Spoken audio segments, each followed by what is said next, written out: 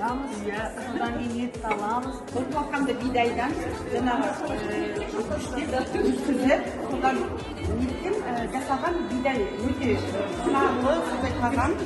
Қарағым алтыным ай, ақындың көргенде мақсадым ай.